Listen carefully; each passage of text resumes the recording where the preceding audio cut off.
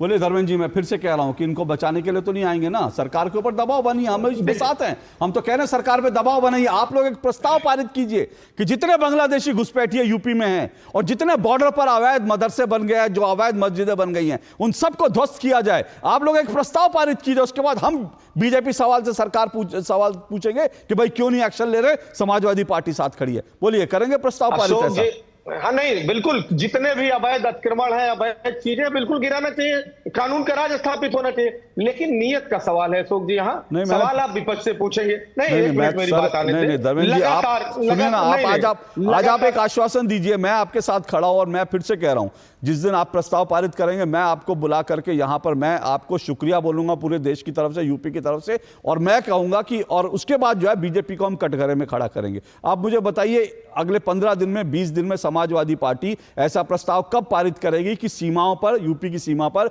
जितने अवैध मदरसे मस्जिदें बनी हुई हैं उन सबको तोड़ा जाए और जितने घुसपैठिए यूपी में घुसे हुए हैं, बांग्लादेशी, रोहिंग्या, सबको खदेड़ खदेड़ कर निकाला जाए? आप ऐसा प्रस्ताव कब पारित करेंगे?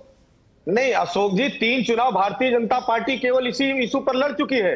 3 केंद्र में तीसरी बार सरकार है, आज तक वो कार्रवाई नहीं कर पाए, उनसे सवाल नहीं पूछे। हम विपक्ष में पूछूंगा, मैं तो आप ही से पूछ रहा हूं सर, आप लोग साथ खड़े हैं। धर्मेंद्र, सुनिए ना, धर्मेंद्र सिंह ने कहा कि हम जो हैं इसके समर्थन में।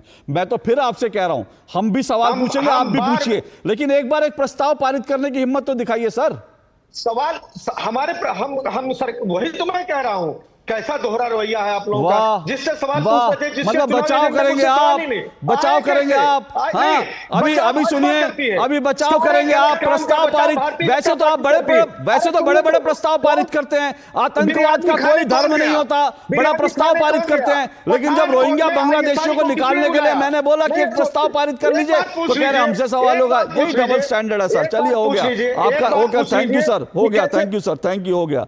ये डबल स्टैंडर्ड एक्सपोज हो जाता है सर, डबल स्टैंडर्ड। हम तो बीजेपी से, मैं कह रहा हूं, मैं धर्मेंद्र जी आपके साथ मिलकर बीजेपी को कटघरे में खड़ा करेंगे, लेकिन एक बार आप हिम्मत तो दिखाइए, एक बार एक प्रस्ताव पारित। आप लोग नहीं करेंगे क्योंकि इन घुसपैठियों को बचाने वाले भी आप ही लोग होते हैं सर, इससे मत इनकार कीजिए।